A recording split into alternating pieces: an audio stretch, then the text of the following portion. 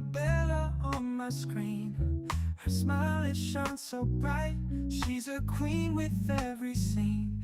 In the morning or the night, recipes and good vibes flow. Every video a gem. Her confidence, it grows and grows. We're inspired like her friends. Unstoppable Flora, she's got that power, spreading her aura, blossoming like a flower. Through the highs and all the lows, she remains so strong. Her spirit always glows. She's where we all belong.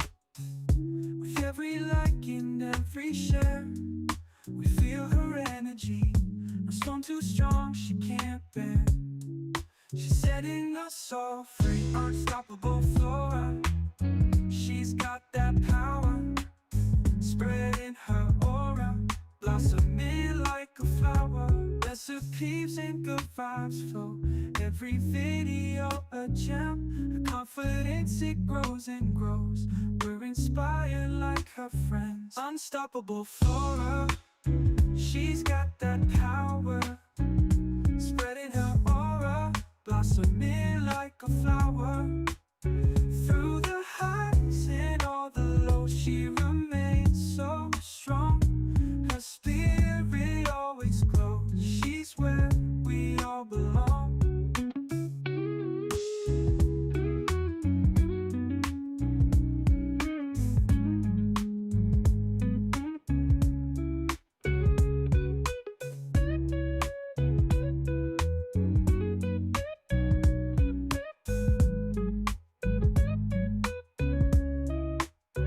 With every like and every share, we feel her energy. No storm too strong she can't bear. She's setting us all free. Unstoppable Flora, she's got that power, spreading her aura, blossoming like a flower. Through the highs and all the lows, she remains so strong. Her spirit always glows. She's where we all belong. All right. What is going on, everybody? What's going on? What's going on? Okay, so I'm trying things out. I have this show, get it ready for you guys. I know we left off on this one quite a while ago, but like I mentioned, I didn't want to get into the Miami DSM tonight because it requires a lot more energy. And tonight I wanted to be a little bit more loose and do like not silly, but like we're gonna get into the dangers of red pill males. And trust me, the reason why I use males in the title today and men in the thumbnail is because, I do truly believe that there is a difference between males and men. It is a huge difference. And even though a lot of the times that we as women online use these terms and we're being funny, it's really true. The men who get online and cuss out women like a dog in the street that they don't even know, make threats and bold, brash statements to women that they don't know, those are males. Um, Trawets64 said red pill males. Yeah, that is the name of a subdivision of online gentlemen, or I can't even use that term anymore. Males who have built their ideology about women and things like that. Anyways, I started this conversation a little while ago with the conversation starter of a psychologist. All right, this is a male psychologist, somebody who was, with all intents and purposes, would be considered somebody who should be a rational person and be able to speak. Um, should be able to speak from a place of knowledge versus like opinion, feelings. But in listening to him the last time, we discovered that even males, even psychologists, um, can be blinded by their male-centered and their male-dominating, like patriarchal thinking and mindsets. So, anyways, we're gonna play this psychologist because we ended off on him last time. We never really got to finish him because I didn't come back right away. Got a little busy with work and things like that. But I wanted to finish the conversation about this and kind of, well, we might have to do a little bit of a refresher. I see man, child, adult males. There's a lot of those. Yeah, there is a lot of those. But I think we're past the point of saying like, oh, it's not all men, and oh, it's just a subdivision online. The ideology of these males has, whether it permeates the mindset of all males, I don't think it does, but I definitely think that the talking points have spilled into the everyday lives of people, most people. Um, you know, um, there was a point when people used to say that, oh, red pill, these bandits, oh, that's just men online. That's not men in real life. That's not how they act for real. But like many of us suggested at the time, is eventually this was going to lead to the mindsets of actual males. So we're going to go back and we are going to rewatch this video just because I feel like the fact that what's being said is coming from a psychologist is so telling, right? Obviously, psychologists are not infallible. They're human beings as well. But the last person or the last people that you think would dispel such a negative message about women and the mindset of women and sort of like how we think, the last person that you would think would do that would be a psychologist. So let's hear this bandit. Do me a favor, guys. Hit the like button, share, subscribe, do all that while you're here with me in the chat. I'm going to go ahead and mute myself so we can listen to the video. I was sent this video. This psychologist is, and I want y'all to listen to. So, really quick, the reason why there's a woman talking at the beginning of this video is because she came upon the interview of this psychologist and was disturbed. So, she clipped up what he said, and, she's disturbed for good reason. So, let's get into it. What do women want? It's a very heavy one. There's a lot to it, right? There is a lot to that. That was the greatest mystery to Freud and the fathers of psychology. The true and unsatisfying answer is women want what they want.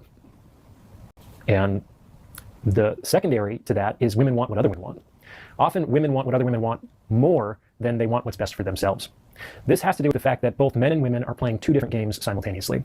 Both sexes are playing their own intrasexual status games, and they're also playing intersexual power games.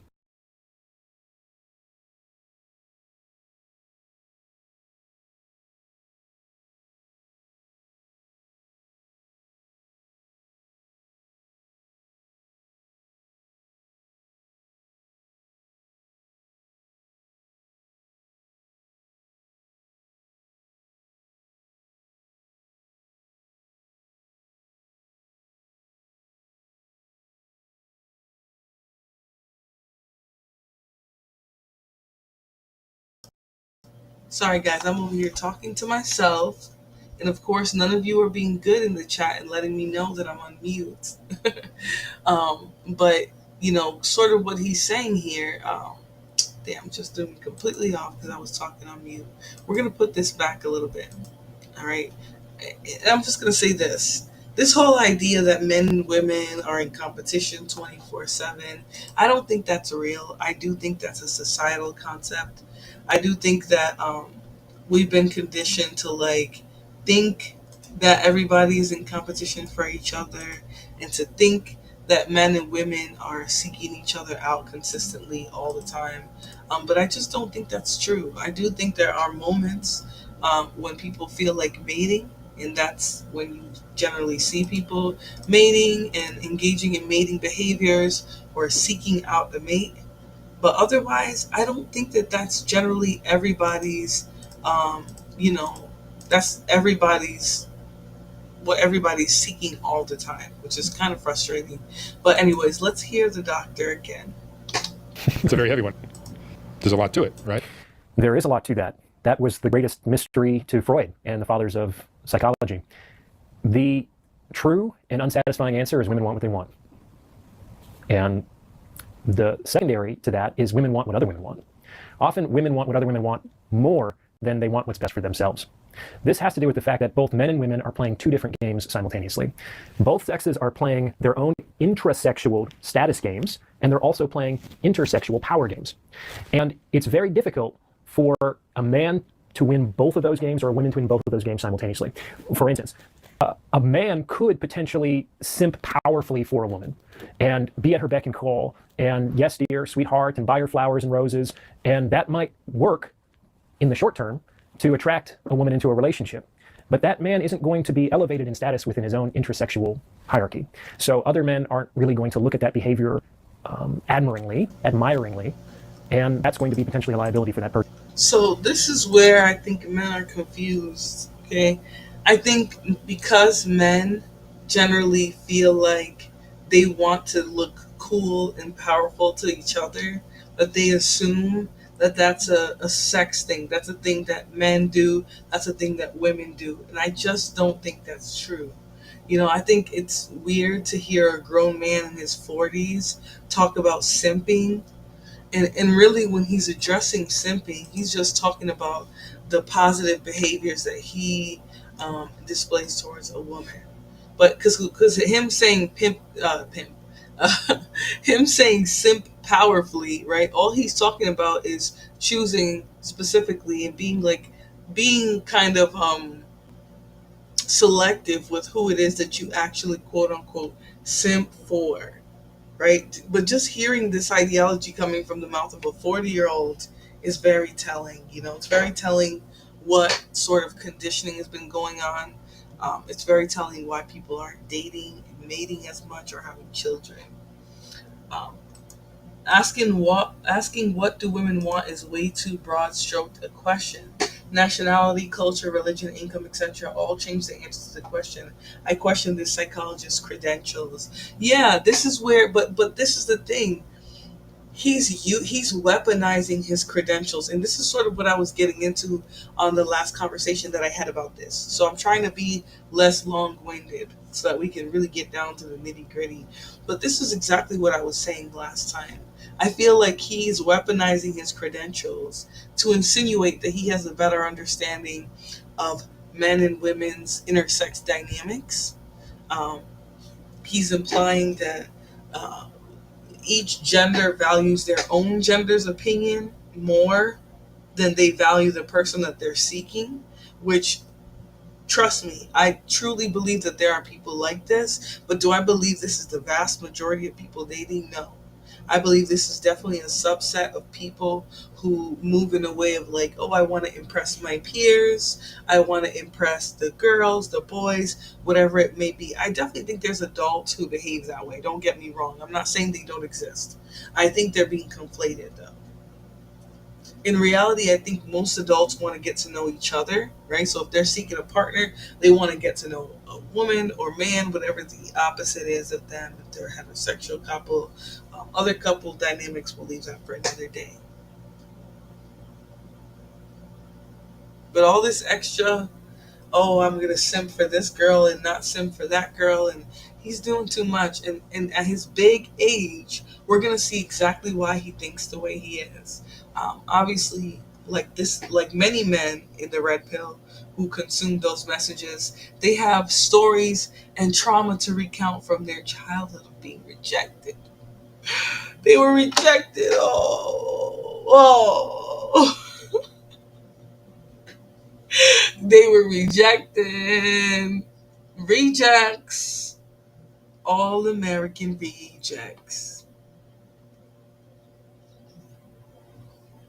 And they fault all women for this, right? They're angry at all women, and so that's why he's generalizing women and what they want. But he really truly wants us to believe that we all want what the next woman wants. Meaning, I don't want a man because I'm attracted to him. I want a man because my sister down the street is attracted to him, or because my neighbor is that's her boyfriend, right? That we want what we can't have. And this is a typical ideology that men have about women, which is annoying as hell. But it's a typical one that we hear a lot of the times. Oh, when I'm in a relationship and they know that I'm married or I'm in a relationship, that's when they want me the most. No, no. You just act exactly the same when you're in a relationship as you do when you're married. I mean, when you're single. So don't blame the women for understanding or believing that you're single because you're behaving that way. It's normal to assume men's desires, though. What desires of men are we assuming here? I don't assume the desires of men at all. Men say blatantly online, on social media, to their friends, in barbershops, they say specifically, oh yeah, we just want coochie. We want coochie. It's all about the kitty cat. That's what you guys say all day. So when women say, all you guys want is sex, don't be upset. That's what you say. The difference is women say all the time, no, that stuff's not important. What's important to us is XYZ, companionship, a partner, somebody who respects you, who listens to you, who is a mutual, person who wants to work mutually with you versus to make all the choices for you. No, we don't assume what men want. That's what you guys do. He's just trying to make money. That's my guess. Definitely. I'll tell you what, Trey. Trey, what's 64? I definitely think that a lot of men understand that these desperate males who are very angry at women, they just want their opinions to be affirmed. They want other men to be like, yeah, these women are so rude. Or, yeah, these women just want us for our money, even though they don't have a pot to piss in. Shout out to Cynthia G. They don't have a pot to piss in or a window to throw it out of. They're always talking about women wanting them for their money. It's very interesting. But on the reverse, the bandits are always getting worked over by psychologists just like this. He knows he can't prove anything he's saying with science or data. That's why he's not using science or data to back up his opinions. He's going to talk about his experience and expertise as a psychologist. He's never going to present you with a piece of data or information that proves that women operate in this manner of wanting what other women have. It's very weird that this is what he's positing. So let's continue. Person. By the same token, a lot of modern women are in this trap where some of the behavior that might work to get them the kind of relationship they want from the men they want to have that relationship with is frowned upon by their fellow women. It's basically the equivalent of simping in men. And the equivalent of simping in men for women is anything that has to do with, let's say, traditional reactionary feminine behavior.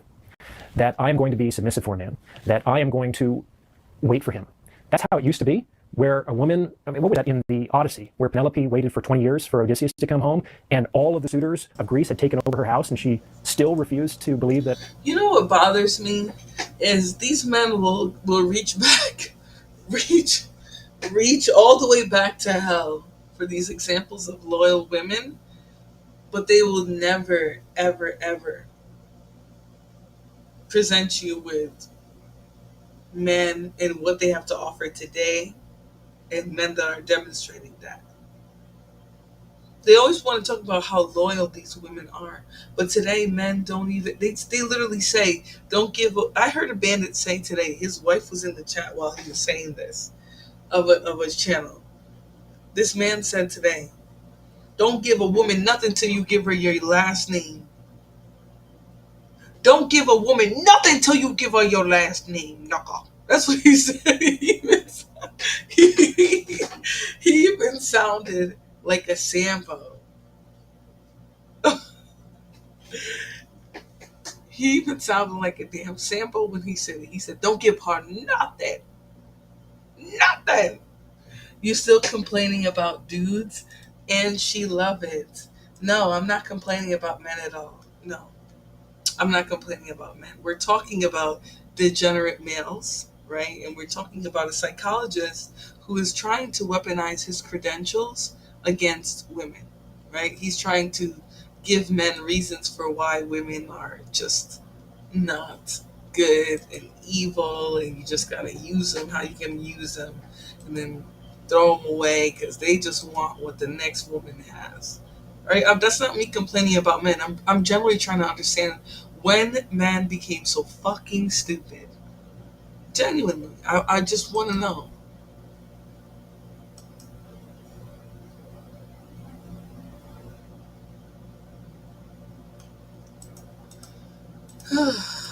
that Odysseus was dead. I mean, that's a model for feminine loyalty that, I mean, it's a myth, but it's something that you don't see so often anymore. The idea that I'm going to serve a man or make his life easier or do any kind of domestic help, all of these things would be seen as almost a betrayal of her gender. A betrayal of our gender to be domestic help. Yes, it would be a betrayal, right? Because if you're sitting here being domestic help to a man that has you working 40 hours a week and putting your money in a pot, okay, you are essentially a slave.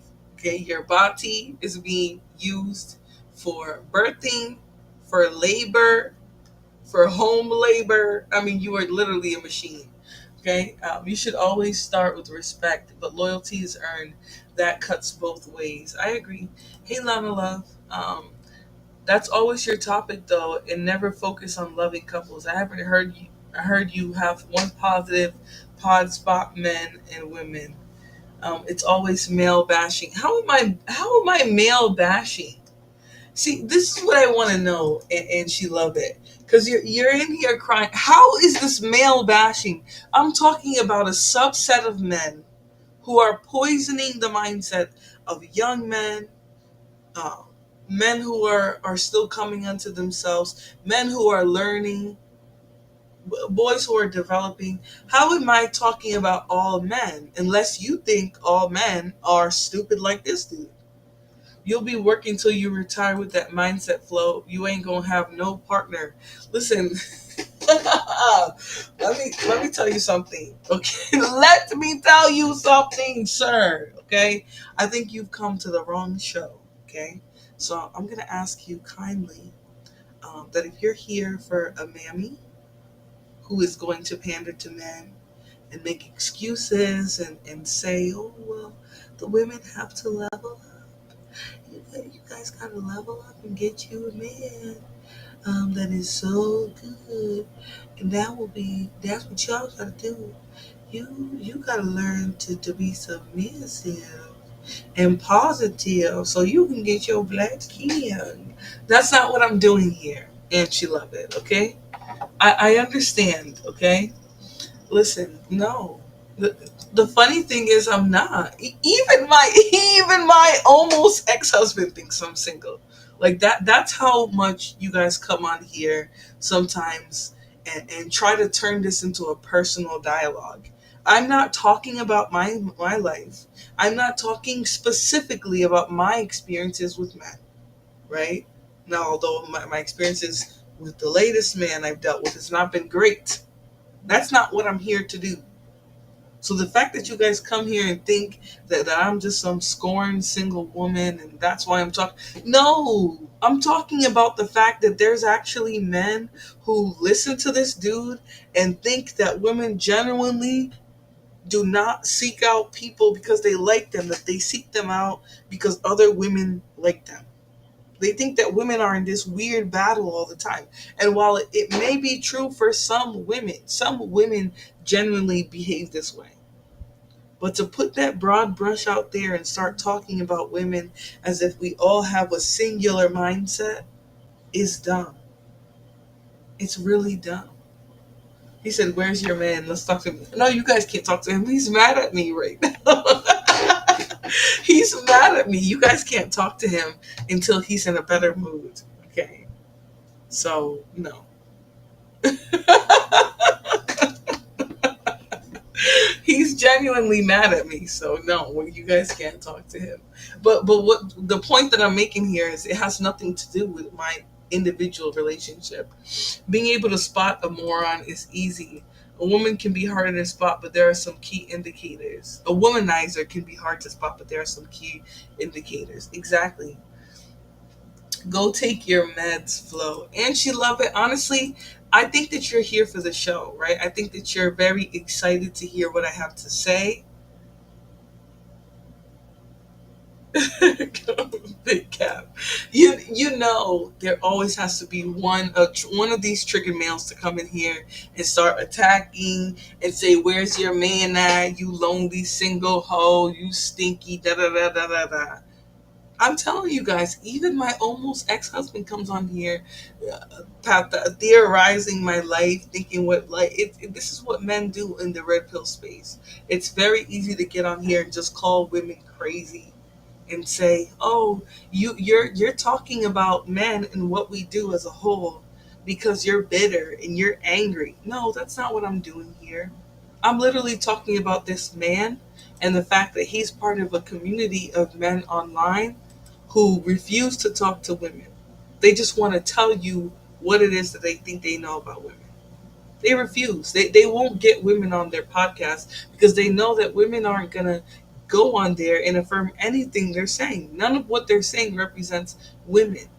But somehow he's going to get online and say, well, because I'm a criminal, because I am not a criminal, sorry, because I'm a psychologist, I understand women, and so I can teach you about women. He's weaponizing his understanding. And she love it. No, I like your crime-ish, but you've only been talking disparagingly about men. I'm not even a red pill-ish dude. So here's my thing. Um,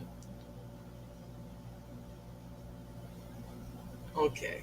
Now I'm done talking to you. Now you can kiss the inside of my ass, and she love it. Okay. Now you can kiss the inside of my ass. So, anyways, we're gonna get back to the subject here. Sometimes bandits come in here and they try to throw the conversation off course because they don't really want to talk about these stupid, negative stereotypes that men are sharing amongst each other and pathologizing women. Um, Wet 64 says, my number one characteristic is trust, honesty. A close second is reflectivity. If your significant other can't handle criticism or being told they're wrong, you may want to get out. Oh, that's a fact. Um, I'm going to go ahead and put you on timeout, Mr. World, whatever, Mr. Center of the World, because you have no business. You have no business sending somebody to that channel from my channel. If she's talking about men and the shoe doesn't fit, Brody, let it fly, but a hit dog will holler. I'm telling you, Big Cap, I'm telling you, when it comes to a hit dog, they will holler. They will come in this chat and holler. Lord, don't check him out. Your brain will move on. Mr. Senator of the World actually likes being amongst bandits. So that's why he's going to send somebody over there from my channel on top of that. Like, how disrespectful. That's why he doesn't have a wrench. He lost his wrench for similar activities, and he's sitting here trying to act like he's innocent. Anyways, let's continue on the video. We're going to hear what this man, this bandit male psychologist is going to tell you about what women really believe, what they really think. Mind you, there's not one woman to verify what he's saying, but let's hear it. At this point. And so even though those behaviors might instrumentally help her get the kind of relationship she wants with the man she wants to have that relationship with, it would come at the cost of, let's say, the respect of the women that she's competing against in her own intersexual status games. So this is kind of how we get into our ways these days. Orion, you have a YouTube channel called Psych Hacks, which is, I believe, is going to be it's going to be the hottest YouTube channel in the world. I think it's just the most fascinating. The title of this is Thoughts on Love and Marriage. Okay, so notice how Brody had to go ahead and guzzle some guzzle some of his red pill nalgas, for lack of a better word. He had to go ahead and give him a little cool. A little cool. It's gonna be one of Psych Hacks is gonna be one of the biggest YouTube channels in the world. all the red pill men are going to come and watch you from every corner of the earth.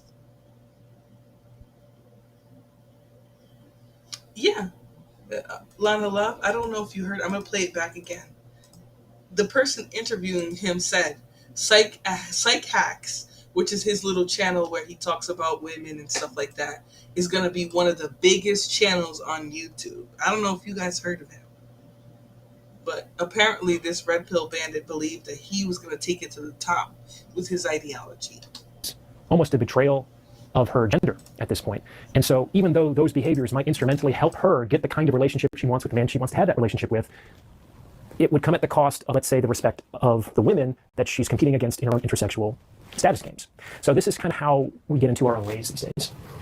All right, you have a YouTube channel called Psych Hacks, which is, I believe, is going to be it's going to be the hottest YouTube channel in the world. I think it's just the most fascinating. The title of this is Thoughts on Love and Marriage. The note of someone what but in But off the shift. So women. Oh Lord. Achoo! Sorry. Achoo! Sorry. Achoo! Lord have mercy. So obviously, Juju says I have it. Psych Hacks is the channel of this creator, right? Apparently, he was set to be the biggest YouTuber, right? Because of his opinions that I'm assuming. Oh, wow. Get used to disappointing women. Wow. Let's go ahead. Hold on, guys. Hold on a minute. I just found this Dusty's channel. And the reason why I'm saying I just found his channel is that when I was watching this playback, I had seen some of his videos in the past, but when I watched this video the latest time, I didn't hear them call it Psych Hacks and know that that was like literally him and how to find him. So let's hear what this man has to say. Now, mind you, real quick, get used to disappointing women. Consumptive love is never satisfied. Make her work for it. Don't just hand it over. Okay? I don't compete with women. I don't have the desire to, nor do I care to get men's attention. This is the thing that I'm trying to understand, Lana Love. They complain about women who are like this, but at the same time, all of their hacks, all of their pickup advice is geared towards women like this. Women who literally are in competition with other women who just want what the next woman wants. That's exactly who they're doing or creating these pickup lessons for men to go and get. So why even complain about those type of women if that's what you want in the first place? But anyways, I clicked the first video, which is All I Want, the problem with dating today. I'm Dr. O'Ryan. So let's see what he's going to say.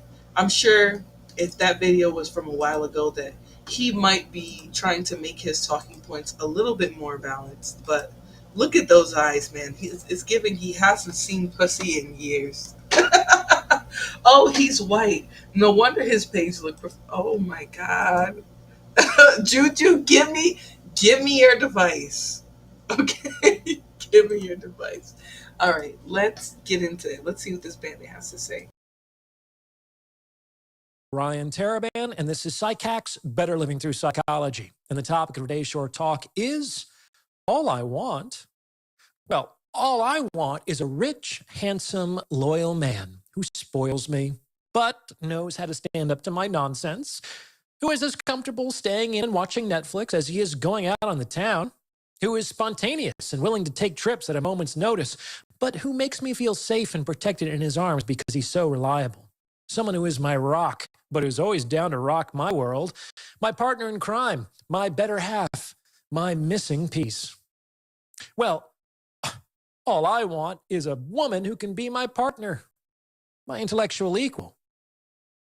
Of course, she needs to be attractive. I mean, that goes without saying. Someone who can meet me sexually, but who isn't too whorish about it. We'll have a small family on a ranch, so it would be great if she loves kids and knows how to slaughter a pig while remotely running a 7-figure company in our spare time. We'll continue to push ourselves to grow and learn and explore, but we'll also never forget our relationship is based on a foundation of shared values and mutual friendship. Bonus points if she's into rock climbing and Call of Duty. Guys and gals, does this sound familiar? If so, this is why you suck at dating. This is why you're single and lonely. This is why you're paired up in unfulfilling, conflictual relationships. You want too goddamn much. You want too much. All I want. And then you rattle off 20 independent and often mutually exclusive criteria.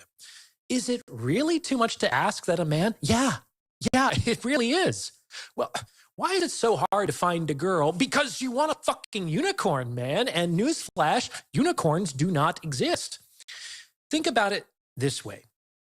Imagine you and I are having a friendly conversation. I'm currently unemployed and looking for work. And when, out of your concern, you ask me how things are going, I respond, not great, man. I mean, all I want is a high-paying, low-stress, personally rewarding job. Like, is that really too much to ask? That's just 3 things. Why is it so hard to find? Like, how much sympathy would you have for me at that point? Only 1 person in a million has a high-paying, low-stress, personally rewarding job. Like, for all intents and purposes, those jobs do not exist. And they're certainly not advertised. If a job is high-paying and personally rewarding, it's going to be stressful. A lot of people are going to have high expectations about your performance. If it's high-paying and low stress, it's not going to be personally rewarding. No one dreams about flipping luxury goods in geo-arbitraged markets when they grow up. And if it's low stress and personally rewarding, it's not going to be high-paying. You're not going to pull in 6 figures working for Habitat for Humanity. In a job, people are extremely fortunate to get 2 things that they want. But when it comes to their sexual relationships, they somehow have no problem demanding. Now, what bothers me about these type of bandits, he seemed fair on this point, but people can have all those things. Yeah, line of love. And what bothers me about him is he'll say this and he'll sound really balanced. Because he does. He sounds balanced, right? We all are asking for way too much out of people, out of partners, right? We're coming with whole lists. We're expecting perfection, right? It's true. But how do you say this now on your channel? But when you're going out there and you're having other conversations, you're then putting out a narrative that you truly believe X, Y, Z about women. Nothing that he's said so far hasn't been applied to both genders. And this is the grifting that I don't understand why some creators and people online do. Now, I'm curious, delusional women. See, I'm Dr. Orion. this is what I'm saying. When they have balanced messages, nobody ever has a problem with what they have to say. If I would have just heard that part of what he was saying, I would have been like, okay, like he's not that bad. Like this doctor seems like he's applying his expertise on people with a little bit of common sense, whatever, sounds good, cool, right? Like definitely cool, he sounds right. But then you hear him in the video we just heard. Okay, I'm gonna put this one back. Sorry, I was sharing the wrong screen. I'm gonna put this one back because he talks about these red pill talking points, and maybe he was speaking just in the context of this interview. But that being said, these comments are funny. A woman said, we would like safe men that are clean and don't try to manipulate us. Men, no. The one thing that men absolutely won't do, listen to women. This is a fact. Because they get up here and they rattle off these opinions about women, what we believe, what motivates us, without talking to a singular fucking woman. You would think there's no women alive the way these men talk. The same thing goes in these red pill spaces, whether it be black or white. You would think no women exist. The way these men will rattle off for hours and hours and hours about the ideology of women when they're men. When they're men. And it's confusing. It's genuinely confusing to sit here and listen to. But let's hear him back again when he's talking in this interview about some red pill talking points, and then we're going to talk about what he said 2 weeks ago about delusional women. And I guess he did an interview with soft white underbelly. Oh, okay, so that might be what we saw, what we're seeing right here, because that background did look familiar. I just couldn't remember exactly who does the interviews with that. Lana Lovesight says, I think it was to pull in the fellas who are enraged and then helps balance them out. Maybe that might be that. If that's true, that is a really good psychological tactic. Do with certain cases. Yeah, that's a good tactic, I would say. There's a little bit of reverse psychology going there, right? I'm gonna use your talking points to pull you in, make you think I feel the same way about women, but when you really come down to my channel, I'm gonna speak balanced about the genders. That's possible. I will say this. I've heard some of the things that he said, and some of the times he sounds balanced, but sometimes he sounds way red pill, and I'm just like, what? Is this a fucking psychologist? Or is this just some bandit? So let's hear him in the red pill interview. I believe this was on Soft White Underbelly.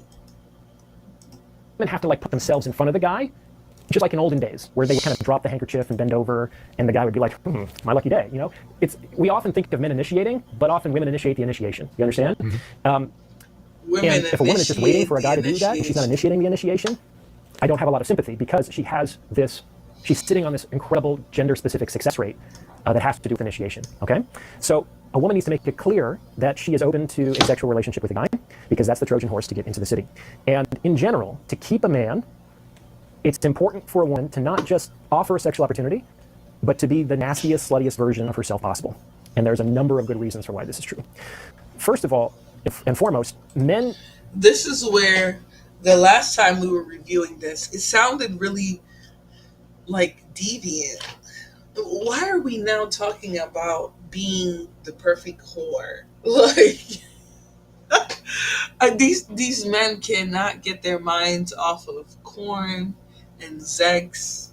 That's all they think about. I'm telling it's really disturbing sometimes to listen to, because they sound dead serious. They seem genuinely dead serious, honestly. And if this is what men believe, I don't think now's the time to date. Okay, let's continue with this video here, and then I really want to go back to his understanding of female entitlement, which he talks about delusional women, whatever that means. Whether or not it's true, but it's mostly true, men gauge a woman's interest and attraction in him by what she is willing to do with him sexually. It's been very well documented, and I think all men understand this on like a gut level, that women will do more things faster in the bedroom with men that they like and they're attracted to than with men that they are not. And so when a woman is the nastiest, sluttiest version of herself possible, what she's functionally communicating with her behavior, which is the only thing that really matters, not with her words, but with her actions, that you are the most desirable man I've ever met. And I am willing to break the rules for you that I strongly rigidly enforce with all other men. And that's going to play to a man's ego, which is a trap for men, but women should absolutely use that to their advantage whenever possible. I mean, all's fair in love and war, right? That's going to make the man feel like he's a king of the boudoir. He's going to feel like it's going to put him in his masculine. All good things, because when a man is put into his masculine and he feels that there is a beautiful woman who is sexually submissive to him, it triggers his instinct to protect and to provide. Which, how does that not redound to the woman's benefit? You know what I'm saying? It's actually a very easy con on the part of the women. I don't know a guy that wouldn't fall for that. It's very hard to do, man. So, by being the nastiest, sluttiest version of yourself possible, women are communicating that I'm willing to break the rules for you because I'm putting you above all other men, which is going to stimulate his ego and put him into that position. Now, that's also going to keep him coming back. This is extremely manipulative coming from a psychologist, I think, because he's basically trying to tell women, like, essentially, you have to put yourself completely out there sexually in order for a man to be able to understand that you really want him and feel special. Like, this is I believe I said the same thing the last time we covered this, but I just have to reiterate how incredibly manipulative this is, especially coming from a psychologist. Because to imply that a woman likes you based off of how degradingly sexual she'll be for you, I mean, it's weird. This is weird. And it's giving that he doesn't have a lot of sexual access, which is probably why he looks strung out like a cokehead in the videos that we're about to watch next. But let's keep listening. You have to understand that one of my very first episodes years ago was everyone is unique and everyone is replaceable. Both of those things are true. That's one of the paradoxes of being alive. You are a unique individual. No one like you has ever existed before and will never exist again. But once you're gone, people will be making interviews like this. And once I'm gone, people will be sitting here answering questions like this. And that's how the whole game continues forever. And thank God for that, or else everything would come crumbling down on some level. So bad for the individual, good for society and the perpetuation of the game. Let's put it that way.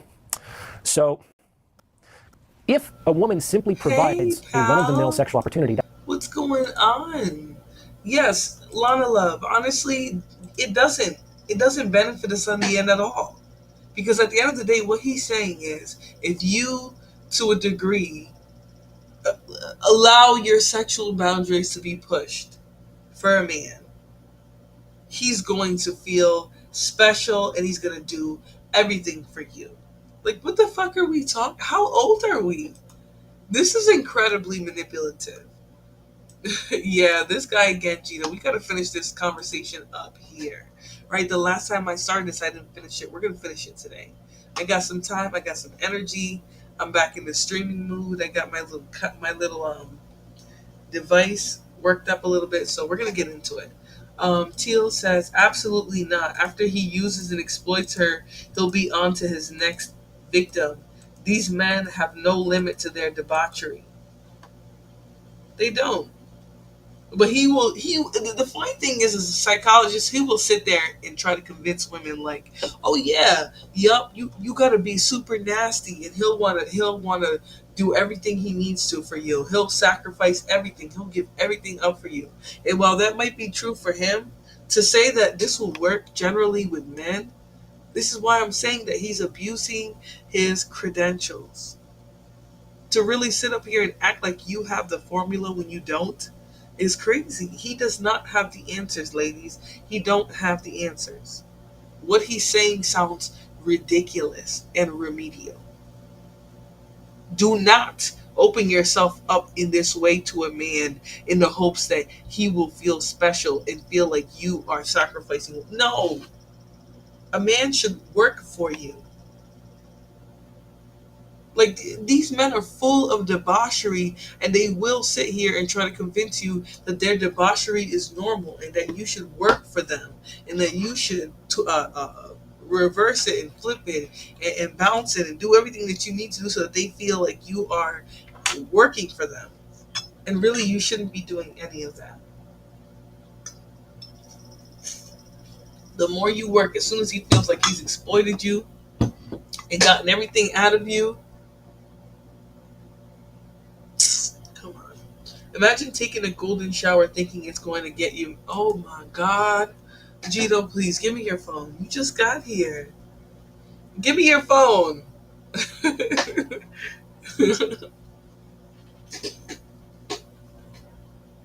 Like, the crazy part is, men really, there are a subset of men. Oh, wow. Sorry, guys, I just saw some news. There's a subset of men out there who really want to convince women, and specifically, they don't want to convince the women who already believe them. They want to convince the women who do not believe them, who stand firmly against their ideology, that acting in this submissive, dog-like way, getting on your knees for a bandit, that's going to get you somewhere. No, it's not. I promise you, ladies and gentlemen, ladies and bandits and bussies, it is not going to get you anywhere. It's not going to get you the results you're looking for. It's not going to benefit you. These men will tell you, oh yeah, you got to be the freak nasty hoe that I need. And as soon as you be that freak nasty hoe, they're going to go find a different one. And be like, ooh, you was too nasty for me. You was too nasty for me. P. Diddy already been there and done that. Right. He's the perfect example of that. All right, let's continue. Let's hear a little bit more of this run-of-the-mill bandit talk about how plain sex is why women are not able to keep relationships. That's very easy to replace. And the fact of the matter is that sex in today's marketplace is extremely cheap. It's cheap because sex must now precede commitment. There's a whole other spiel I can give you about why that's the case, but let's table that for now because I still want to answer your question. That's changed since our parents' generation, perhaps. It's changed in the last 60 years, and the main instigator of the change was birth control. A 2-minute sidebar, the reason why commitment had to precede sex for so long is because the threat of pregnancy always loomed large. And in that day, it was extremely difficult and not impossible for a woman to earn her own money and to survive in society without the protection or provision of a man or a governmental program that served as its surrogate. And all of those things have changed. The reason why commitment was required before sex was because the stakes of a woman becoming pregnant outside of marriage were extremely high, and it was upheld socially because if that man couldn't be persuaded or coerced to commit, then that single unwed mother and her children would have become society's problem. So all of these things have changed. Women can and do earn their own money. There are all kinds of governmental programs to subsidize single mothers. Lord. Lord. This is what these men really think about your position as a woman. This is what women have to understand. This is what they think about your position. They think that you had to be the reason why men even wanted to marry y'all in the past was because they had to be forced to. They had to be forced to, right? They wanted to have sex with you. They knew there was a possibility of you getting pregnant, and if you got pregnant outside of the confines of a marriage community would lambast you. They would be very disgusted with you and force you into a shotgun wedding. And because of birth control, this man wants to demonize birth control. He thinks, well, now that we have birth control, no, you gotta give it up first. You gotta give it up first because I don't have to impregnate you every time. That's their ideology. That's the masterful point that he felt like he was making there. Let's continue. Men, whether they commit to this arrangement or not, are legally required to give women child support for the children that they sire, in some cases, even for the children that they don't. So the circumstances for requiring commitment prior to sex have shifted.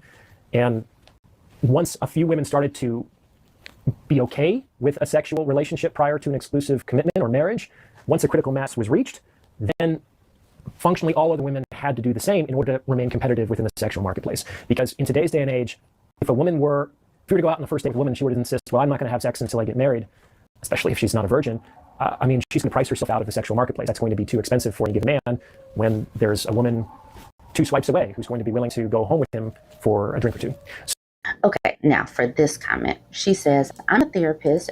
And that's a woman who will give you an STD, right? This is what men don't understand. For those who they don't always complain about low quality women who have no value or standards all the time, who will give it up. They always complain about those women.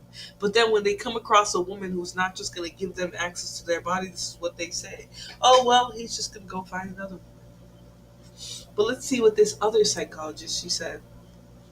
She said, I'm a therapist, and for those who don't know, there is a difference between a therapist and psychologist, in that therapists have to live and work in the gray area of lives, whereas psychologists tend to be consistently black and white, like this man here. That being said, I do a lot of couples work, and yes, in the beginning of relationships, it can seem very transactional, and he's correct about these things on a very basic level, especially with sex, and I'm not surprised he's talking about ego. Love, however, encompasses much more than that, and it's extremely complex. Truly, it's possible to have a long-lasting relationship, but it takes communication, discomfort, and shared values. Exactly. right? A psychologist, she's spot on, right? Psychologists, a lot of the times, they are going to be a lot more black and white in diagnostic, because that is their work. Their life's work is diagnostic work, focusing on, you know, identifying issues or people as falling into specific categories. But that's not how relationships work. Relationships work, they require give and take, they require dialogue, compromise, and things like that. Um, all right. So I'm tired of listening to this white bandit for today. So I'm going to pull up a video from a popular bandit, and I'll admit he got very popular recently. I still don't really watch this bandit, but this bandit content creator specifically wanted to make it known that it's not red pill that ruins relationships, it's people. Again, just like this bandit who was using all of these red pill talking points, but is going to blame the problems of relationships on people being delusional. And don't get me wrong, guys, we are going to go back to his video about delusional women, but I need a break from his voice. So we're going to break it up with Anton Daniels' video about red pill ruined my relationship, about how women today are complaining about today's men. And it's not true. He doesn't believe that it's a red pill. He believes it's something else. All right, so I'm going to play this video. Do me a favor, guys. Hit the like button, share, subscribe, all that. I'll appreciate it. Discussing, debating. What is going on, GOAT? What is going on? He says, Flora, in his usual way. You calling them bandit? Because that's exactly what they are. I'm sorry, Gito. And I know you're in here gaping for Diddy. I'm going to give you a pass because you're a subscriber of mine, and I appreciate your support. But come on, don't piss me off. Don't piss me off on a Sunday. All right, let's hear what Anton Daniels has to say about red pill and the role that it has in relationships today. Is going on with the way men are talking to women these days? Oh, it's the red pill content, and it's now so officially widespread and unavoidable that whilst it was originally aimed at people in like their 20s and high school, middle school years, it's reached people in their 30s and 40s, and I want to talk about it today because I've started to notice it too. Although in fairness, it really started to pick up and gain traction around like 10 years ago, so males in their 20s are now in their 30s and approaching their 40s, and this is how you ruin entire generations and spans of males and dating for everyone. And if you're not familiar with red pill content, it's a lot of things now, but And she's spot on, right? She's spot on about the fact that this was 10 years ago. Like, granted, some people will see it as a shorter period of time, but I will say this ideology, these talking points, these conversations about relationships, men and women and stuff like that, this red pill lens is about 10 years old. So it does ruin generations of men because those men are now 30s. And if they were 30 back then, now they're 40s. So yes, generations of men who haven't even built families or legacies or anything like that yet are learning these really harmful things about relationships. I remember Taz talking to some like 20, 30, 35-year olds who were like, had no kids, never been married, never been in relationships. That's becoming more common for a reason, right? If you're listening to these talking points for a decade, just imagine how it is that you're behaving in the dating world, right? Imagine who you are when you go out there and actually date. Are you bringing that ideology into your relationships? Yes, more than likely they were. Right? So let's hear how these women believe that they were. And now Anton Daniels is going to come after this, after we hear the women talk about this and say, oh, it's not true, da da da da. But let's hear what the women have to say. it originally started as like male, like gym bro influencers trying to like teach beta males how to get women, but they would teach them all the wrong things so that they never actually got women, and they would be continually reliant on their channels. But a huge problem with that, besides the fact that and that was their profit model. Let me just say it there. That's their profit model, right? Those pickup lines and teaching men how to get women, they were purposely wrong. They were telling men, oh, go be mean to a woman. That's how you get her. Go be mean. Give her an attitude. Treat her like shit. She's gonna want you. That specifically did not work. It didn't work. And what it caused these men to have to go do is go right back to those channels looking for the answers yet again. All right. It did start. She's right. It did start as those pickup artists, those, oh, women want men who are rude and disrespectful. They want men who got a lot of bitches. They want men. That's literally how I remember the conversation starting. And I was like, what the fuck is this? And they're like, oh, this is red pill. This is manosphere. This is a red pill ideology. And I thought it was just the stupid thing ever. I started trolling since then. But I thought it was this stupid, silly thing. But it's really grown into something else. Let's hear some more about what she says.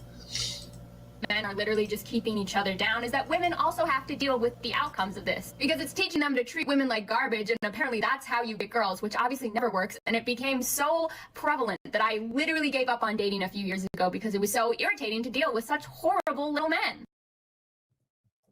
Okay. Do you guys think that red pill men are ruining relationships of today? Nikki, Angel? We haven't heard. No, I do not. You don't think these men that are on these podcasts having a mic say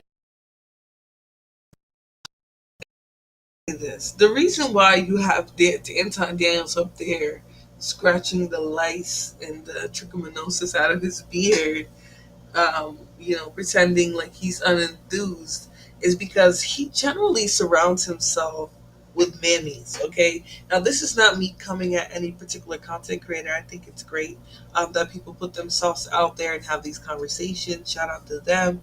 Shout out to these panelists. But the fact of the matter is, he surrounds himself with people who aren't willing to challenge his ideology or who agree specifically with him. So, I mean, that's the perfect person to have around, because they're going to fight for what it is that you have to say. So we're going to hear a little bit of this dialogue here. And honestly, when I talk about, like, literally everything ties back to mammies. It really does when it comes to some of this stuff that we hear online. Hey, Black Beauty, what's going on, boo? Thanks for joining me. Gito says, pickup artists were so cringe. Not lice in the beard. Oh, yeah. He got trichomoniasis of the beard. He's always up there playing, acting like you don't know what's going on. It's like, dude, we know exactly what it is. Controlled chaos. All right, let's listen. saying what they're saying, preaching what they're preaching. What is that? The Tonight Conversation guy. We have other podcasters. You don't think that's kind of brainwashing some of these men at times?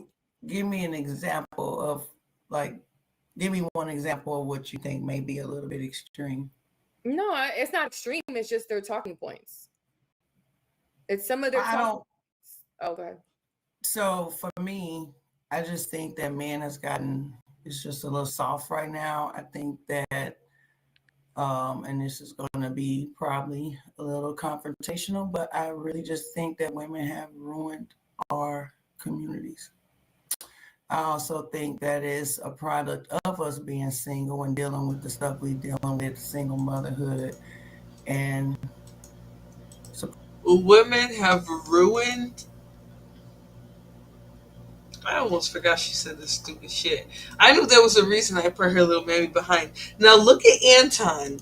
You know what bothers me about these men who love to surround themselves with mules? Is that they always be so excited. Look at, he's so excited. He's like, yes, mammy, yes.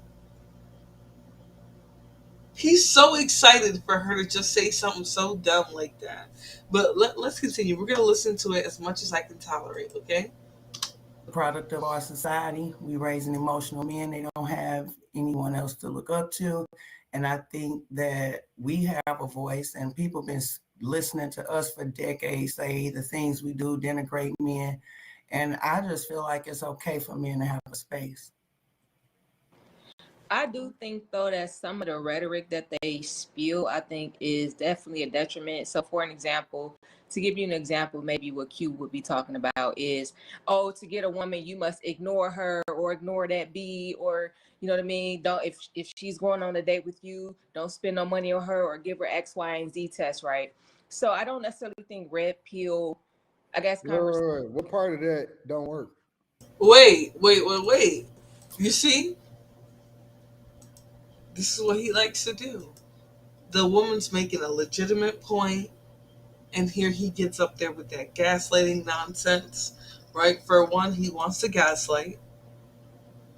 But he clipped this video up. He said, "Oh, red pill ruined my relationship. Women are complaining about today's men. Anton says it's not true." When I think that's what I'm saying. I don't think that we as women realize how far we have pushed men to just have a voice. You get what I'm saying? I think that it's gotten to the point where they're just like, okay, now some of that is, I mean, some of it's right. I'm not going to. It's women's fault. The men ain't men. I won't say. Yeah, with a bit more context, depending on that situational. But for the most part, just from what I'm seeing, if we talk. Anton says it's not true. If Anton says it's not true, why is the woman the one that's standing in front right now saying, "Oh, the problem is us. Weez is too masculine. Weez is standing with the establishment. Weez is ruining this black man's. Weez ruined the black man's." He's literally not talking at all. So how exactly is it, Anton, that it's not true that the red pill is more poisoning men, ruining relationships today, when you yourself, you won't even speak up for what it is that is being said in the red pill. You're letting this woman jump in. Talking about overall, I say it's everybody's fault. First of all, I want everybody to take accountability for the BS. That's what I want. But that's not going to happen because I think that we have been empowered and emboldened for so long to just operate out of our emotions, and the men been kind of just like happy wife, happy life, and that's just not cool because sometimes we can be a bit irrational. Which men have been saying happy wife, happy life? You know what I think? We love to say women are projecting. I truly think this woman is projecting. I think she's talking about her individual relationship and she's applying it to all men and women because this makes zero sense here. Just none. It does not apply here. In what world are men saying happy wife, happy life? 80% of the time women are the one initiating it. So if men are working so hard to make women happy, why are they initiating divorce the most? What are we talking about? So I don't think that men should cower down. I think they should stand up. I even think that, for me, it would be beautiful if we can go back to the old days where men would no way possible let these gangs take over our streets. It just wouldn't happen because they would get out there and they wouldn't be dependent on, well, where's the white man and he gave it to us. You ain't selling dope on the street. No. See, guys have wised up. Go ahead, Angel. Yeah, they're not doing it. I think the red pill community. Hold on. Go ahead, Angel. I can say this. With a lot that I see, especially with me being as young as I am, and experiencing how old are you? Talk to different men and stuff like that. It's like, how old are you, Angel? 24. Okay. I feel like women have done a lot to men, and I feel like men are now trying to take back their worth by Okay, I've so recently She's 24, but mentally she sounds 11, right? Because to say, oh, men are just, yeah, I think women haven't been appreciating it, and men are just trying to take back their work. Honey, please go back to the kids' table. Please go back to the kids' table. Gino says, I'm wondering if she's talking from a mother's perspective. Do you mean Nikki Green or Angel? Because Angel don't know what the fuck she's talking about. She's sitting there with her tits out. She's sitting there with her tits out. She's not saying a goddamn thing. Anton is letting her talk because she's agreeing with him, essentially. And again, her tits are out. So let's continue. We just learned about this red pill dude. So from the ones that I have heard was like, they don't spend money on a girl, don't text her back as fast, stuff like that. And I feel like it's a way to not be in a way, it's a way not to be the woman's like on call person. Because as women, I feel like we I don't know how to explain it, but like as women, we like so quick to. Baby, the reason why you can't formulate the words is because you don't know what the fuck you're talking about. Baby, that's why. That's why you can't figure it out. Because you don't know what the fuck you're talking about. You're 24, presenting 19 or 18. Okay, because if this is really what you think, oh, the man be pandering to the women, we are entitled, we are spoiled. I can't. They looking at her like she's slow because she sounds slow, El Chipo. She does. She sounds like a child. She sounds like a child of God, but she sounds like a child nonetheless.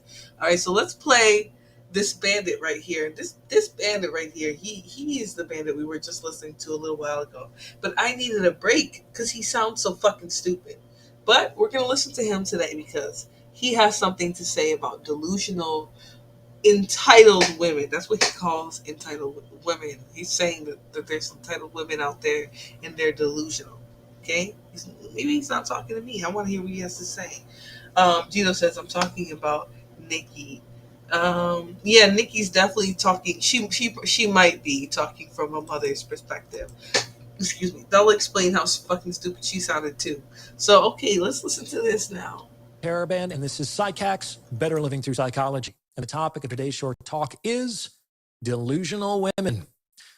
So the other day, I had the privilege of sitting down with Sadia Khan on Soft White Underbelly. It was a long time coming. We had been texting for nearly 2 years before we were able to make that happen. In any case, after the talk, as I often do, I reviewed my performance in my mind. And I think I did a good enough job that day. But I also spent the next couple of days wishing I had responded differently to a couple of questions. The wit of the staircase, as the French say. So this episode is designed to supplement some of the words I said in that interview with respect to one issue in particular. At one point, Mark asked us both whether we thought that men or women were more delusional. And Sadia was pretty emphatic.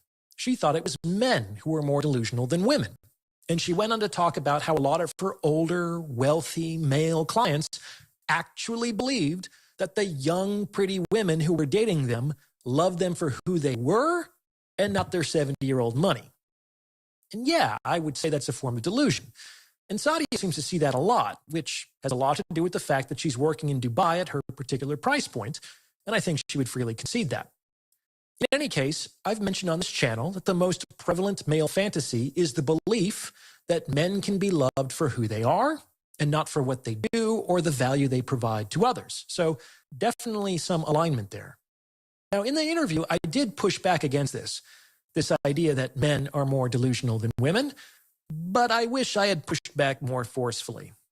I've since given the question more thought, and I'm now convinced that women are actually far more delusional than men, especially in today's day and age. Yes, the delusion that Sadia mentioned is valid, but how many 70-year-old sugar daddies are out there dating 23-year-old gold diggers? Proportionally, this is a very small subsection of the population, which means that it's not a very common problem. On the other hand, the delusion that I'm going to lay out here affects the average woman. And so it is a much more prevalent and significant issue. The delusion of the average woman has been... Ooh, I'm shaking in my boots as an average woman. Oh. All right, let's see what he has to say. Culturally reinforced in a number of ways over the past 20 years. All of the most popular content geared toward women that has been produced in the last 2 decades reinforces this delusion. You see it in the Twilight series. You see it in the 50 Shades of Grey series and many, many others. The formula for all of these narratives is functionally the same. A rather normal and unassuming woman, against all reason or expectation and through no real effort of her own, becomes the object of a handsome, wealthy, powerful, emotionally mysterious man's intense, obsessive desire. He is everything a woman could possibly want, and he knows.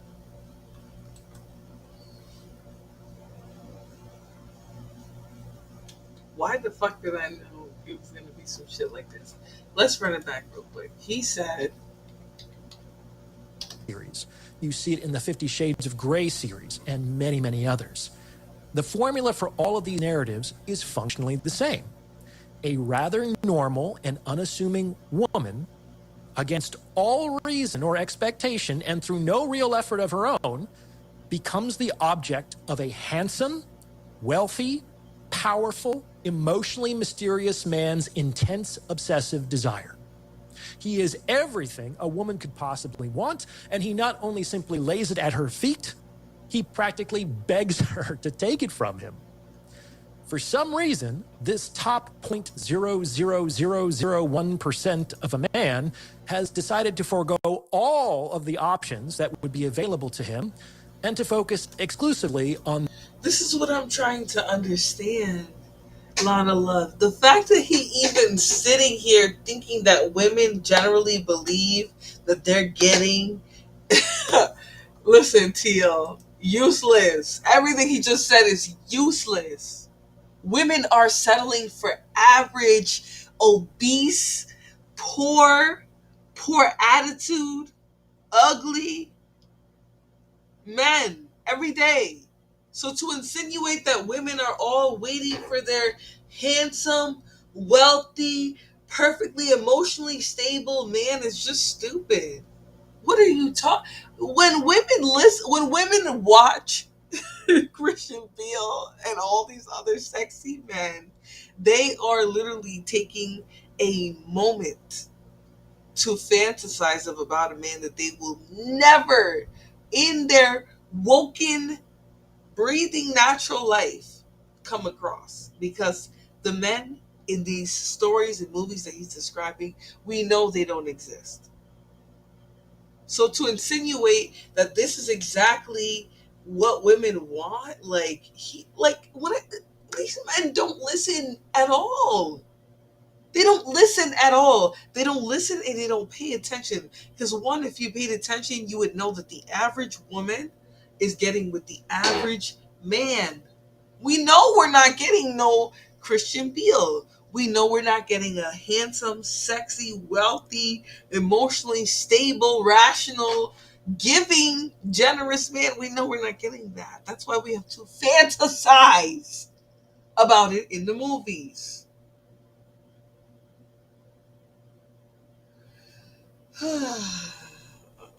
It never happens that a man works his ass off in order to have a family. Men have never had heart attacks from the stress of family life. I feel like what you're talking about is different, though. Weird. It's different than what we're talking about. But yes, exactly. The delusion is not knowing it's a fantasy. We know it's a fantasy. When we see Christian Bale and we fantasize about billionaires seeking us regular average women, we know it's a fantasy. None of us are really sitting here talking about we want six figures, 6 feet, 6-pack. We know we're not getting that. We know what you niggers really are. Why even insinuate that women are waiting on this perfect man and really believe that they deserve a perfect man? You guys are just finding any excuse to give low effort.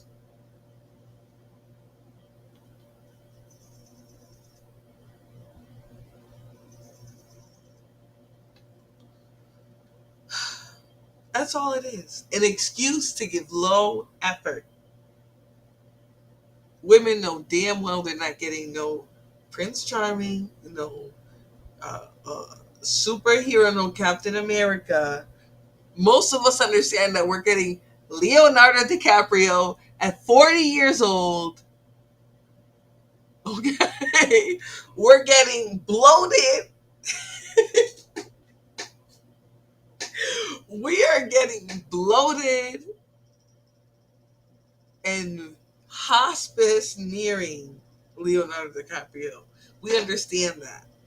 So I don't understand why these men truly think that we believe that we even have access to wealthy, billionaire, perfect, attractive, high value men. It's so weird. It's very weird. All right, let's continue. This average woman.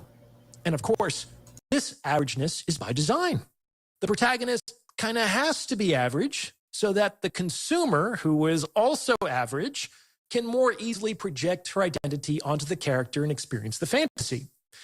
If the character were very, very beautiful, for instance, that is, if she was the kind of woman these types of men are interested in accessing in real life, it would be more difficult for the average reader to see herself in the protagonist.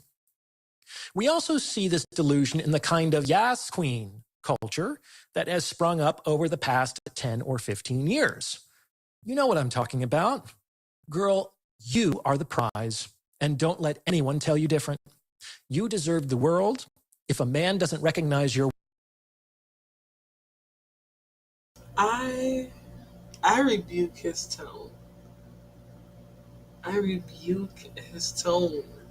He is real sassy right now. I don't like it.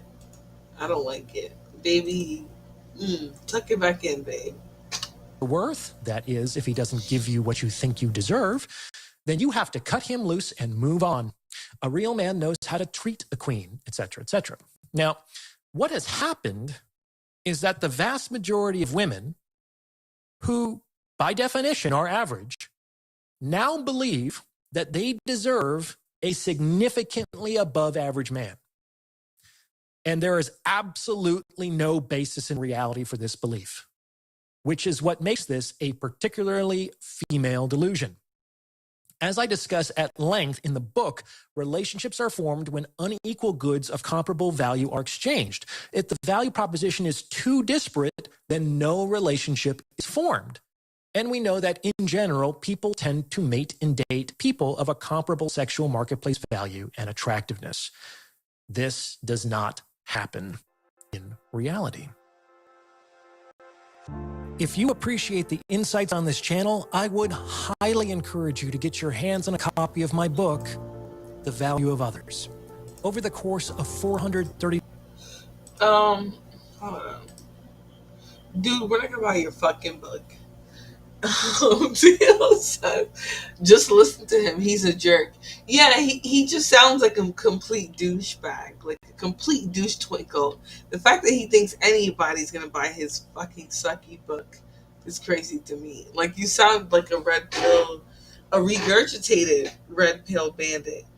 And the sad part is, you have a PhD. You should be ashamed of yourself. You really should be. You should be ashamed to be a man in his 40s talking like this. You cannot possibly see you definitely haven't seen any pussies that you haven't paid for in the last decade. I believe it. And it doesn't count if you're paying for it. I'm gonna say it again. It doesn't count if you're paying for it, dude. There's no way that you're keeping a rational woman with these talking points. Honestly, it's insane. Complete douchebag. Like, yeah. Anyways, and he uses marketplace value so much, and I'm just like, what the fuck? What in the Kevin Samuels' white son are we listening to. Like, this has to be KS's son with a white woman, because what the fuck are we listening to? But okay. Easy. Despite the fact that we normatively assign the values of men and women differently, we never see 8s with 3s, unless it's some kind of disingenuous exploitative relationship. But even the relationships that Sadia was talking about might not be that. I mean, she's hot and he's rich. So they might be playing on comparable power levels. The delusion would be to think that the fact that he's rich has nothing to do with why she's there, or the fact that she's hot has nothing to do with why he's there. The delusion that I'm talking about is a very serious problem because there are far, far more average women than there are soft-headed 70-year-old men. And many of these women might be foregoing satisfactory relationship opportunities in favor of a fantasy that has no basis in. So let me just say something to you, bastard. And I'm calling him a bastard because I just think, like, the amount of women who are settling for an average man who makes less than them, who is less educated, it doesn't own their home, doesn't own their car. I mean, women own more homes in the US than men. So we already know what the deal really is. We know what it really is. So I don't know what he's talking about, truly. I have no idea. I'm very confused. I just don't think this man knows anything about true intimacy. That's why he talks the way he does. He sounds like somebody who has never had intimacy, like on a real level. It's always been transactional or financial, meaning he bought it. Just my thoughts. Let's continue though. Reality. And the longer they attach themselves to that fantasy, the less likely they're ever going to secure a satisfactory relationship in real life. And I get it. A perfectly decent, satisfactory relationship isn't very sexy or exciting. But wouldn't such a relationship be better than no relationship at all? I guess it's for each person individually to decide for him or herself. And that's the non-rhetorical question that is being asked every single day in the sexual marketplace. Is it better to be alone than to settle? And that presupposes another question: what does it mean to settle? Let's make this a bit more concrete. I'll give you a practical example of this delusion that I've personally encountered in my dating experience. A while back, I once went out with a woman who is probably situated between a 5 and a 6 in terms of her NSMV. So nothing terrible, but also nothing exceptional. Just an average young woman.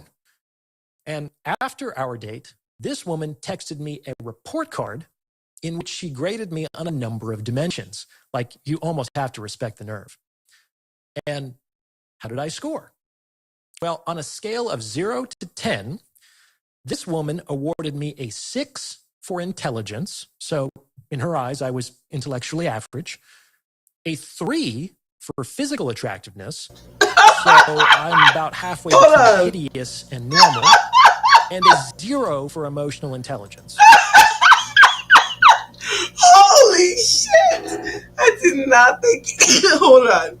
I did not think this man was going to tell us about his poor sexual encounters. We have to go back. Or not sexual, but like relationship encounters. We have to go back just a little bit. Presupposes another question: what does it mean to settle? Let's make this a bit more concrete. I'll give you a practical example of this delusion that I've personally encountered in my dating experience. A while back, I once went out with a woman who is probably situated between a... Baby, let me just tell you something, babe. Let me just tell you something. You cannot come after the fact, after you've tried to pursue this woman, and say what she was, whether you think she was ugly or beautiful or nothing. You were pursuing her. And because she rejected you, now you're calling her a number.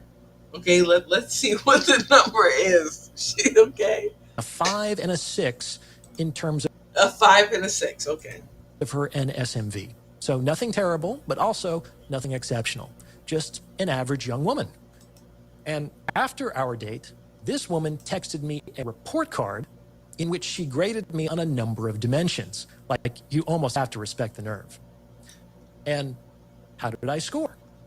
Well, on a scale of 0 to 10, this woman awarded me a 6 for intelligence. So that's right on par with the psychologist. I think a base intelligence level of 6 is that's a good rating out of 10. Okay? Let's see what else she rated you. In her eyes, I was intellectually average. A 3 for physical attractiveness. Ooh, you must have got on her nerves. Now, what do you guys rate this man? What do you guys rate him? I don't know how to do it on on Restream. But usually I'd be able to put up a poll and be like, da da da. But what do you guys think?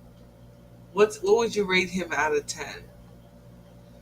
I would rate him out of 10 for an average woman. Okay, so let's say I'm an average woman and I'm in my 30s, so I'm almost at the peak of my education wages. I'm going for more money so I can overcome that, right? So he's a 40-year-old plus man.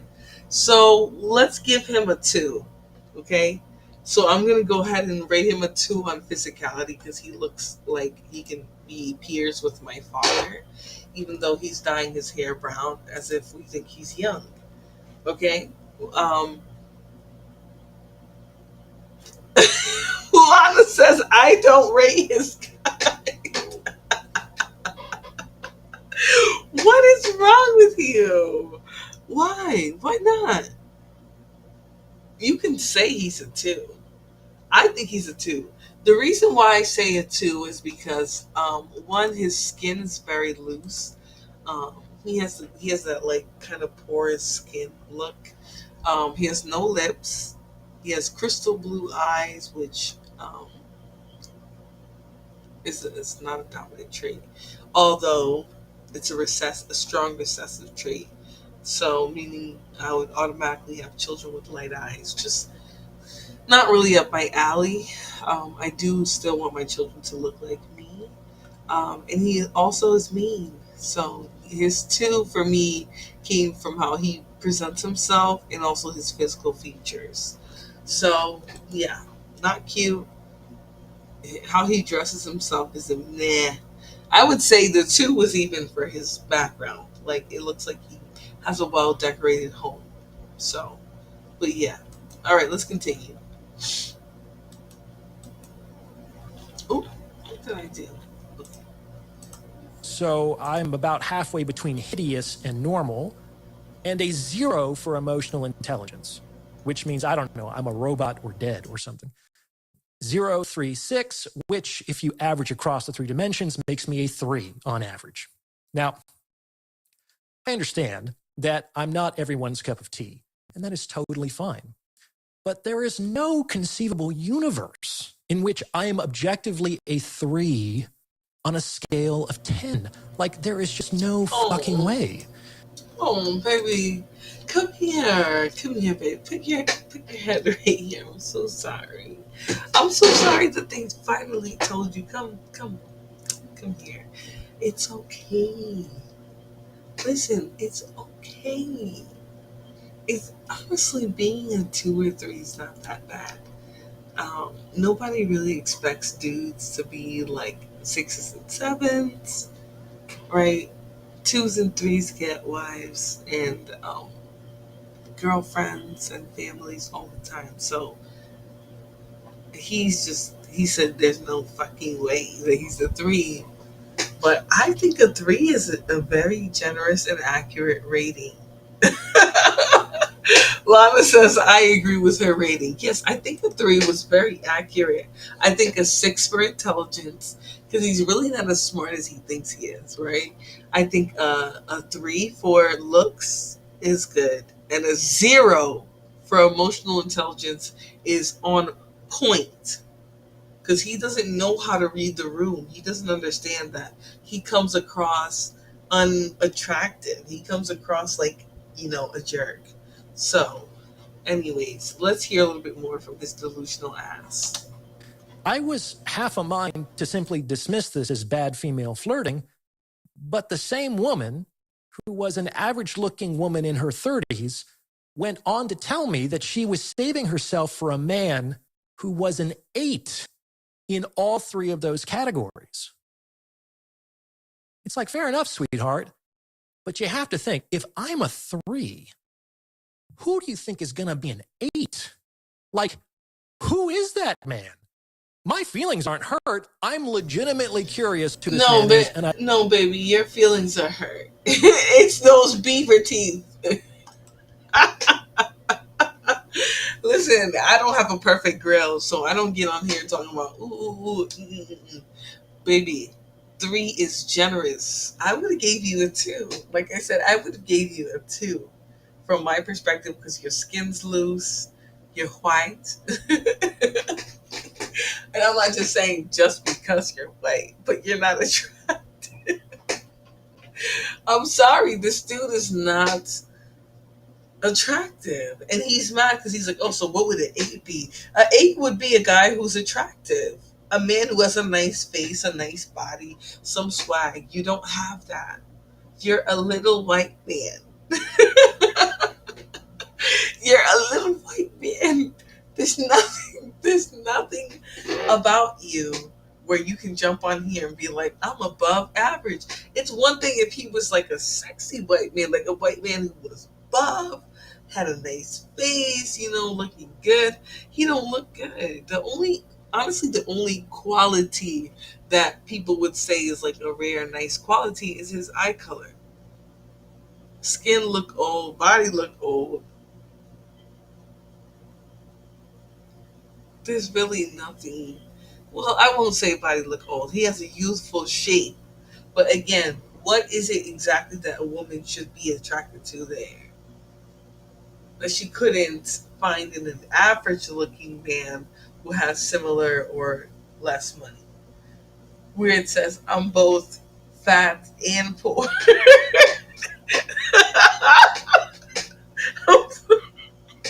Why would you say that? That is a struggle, baby. That's a struggle. You have to pick. You have to pick one. Stop making me laugh. I feel like when y'all say stupid shit like this, you're just trying to make me laugh. And I'm over here trying to be serious with you guys. I like people who are kind and careful with their words. Me too. I like somebody who's like ultra considerate. Cause like if a man approaches me and he's like sweet and considerate, like that's the type of man that I'm gonna be sweet to. Like I'm gonna take care of him.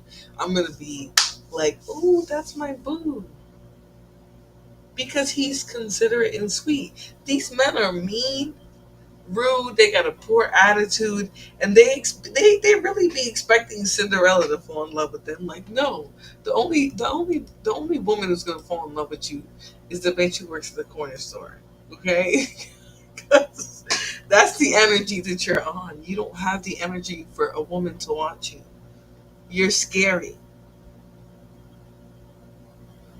It's giving dangerous. It's giving armed and dangerous. Anyways, all right, let's hear some more from this bandit, and then we're going to move on. I'd like to shake his hand. A 3 and an 8 are like 4 standard deviations away from each other. In terms of intelligence, that's the difference between real intellectual disability, like the kind that would get you disqualified from the military, and intellectual giftedness. That is a huge contrast. Who is this guy? And where is she going to find him? And of course, on what reasonable basis can a 5 or a 6 expect to catch the attention of such a man, let alone enter into an enduring relationship with him? But that's the delusion, that an ordinary woman can secure a relationship with an extraordinary man, and that anything less isn't worth her time.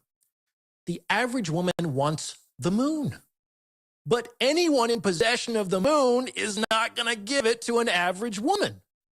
Again, this was not a 21-year-old model. See, this is my thing. He's assuming because a woman thought he was below average, that woman who was average couldn't get an above average man. That's the thing that these men don't understand. Do you guys understand that a lot of the time those what you would call above average men, they desire women in general. There's no standard for her to be above and beyond. She doesn't need to be an entrepreneur. She doesn't need to be wealthy. She doesn't need to have millions of dollars or a Fortune 500 company under her belt. No. She just needs to have a spark, something to offer as a woman. And this is where he's going wrong, because he's telling men, oh yes, don't give these women anything. Wait for them to offer up the world to you and test them. Test them like they're dogs. A man's perspective on what they think is an attractive man is not what women think. Exactly. Thank you. How do you have this conversation with a bunch of men, or from a man's perspective? You don't know what the fuck you're talking about. You don't. Above average men are going through women or married. Exactly. How many above average men, and again, this is what a man qualifies as above average. A man will qualify a average man with above average money and personality as above average. And no, that's not an above average man per se, right? And technically, looks would have to go along with it as well. And now, generally, in above average looks, education, money, whatever, he might still seek an average woman. The same doesn't go for men. Because again, the average woman is still way more beautiful than an ugly, dusty, ratchet man. And that's just a fact. All right, let's continue though. Or an Instagram baddie with 1 million followers. This was a perfectly average woman. Nothing terrible, nothing wonderful. And this woman is not unusual. I bet that almost every man watching this video has personally dealt with this very issue in his own dating experience. In any case, that's how I wish I had responded to Sadia in that moment, if I had had my wits about me. Women are far more delusional than men these days, and that delusion is pricing them out of the sexual marketplace, which is directly contributing to the overall decline in relationships over the same timeline. What do you think? Does this fit with your own experience? Let me know in the comments below. And please, send this episode to someone who you think might benefit from its message. You know there's someone out there who needs to hear this, because it's word-of-mouth referrals like this that really help to make the channel grow. Okay, listen, nobody needs to grow this channel. This channel needs to die, sir, okay? You sound ridiculous. And it's the fact that men like this, who have the education, will truly get up here and sound stupid. Now, I'm not going to go back to Anton Daniels because he sounds stupid as hell. Okay, he sounds really dumb. But we're going to read, no, before we read, we're going to watch another video where this doctor is talking. All right. Or you know what? Let's finish up this one here. But I'm going to skip from what she's saying. She does talk in a big part of this. That's what makes this video kind of annoying. But let's go back, because I really do want to get to what he says in the Soft White Underbelly interview, because that's kind of like where all this buzz came from, and like where he felt like he needed to defend some of his talking points and things like that. So let's hear this interview.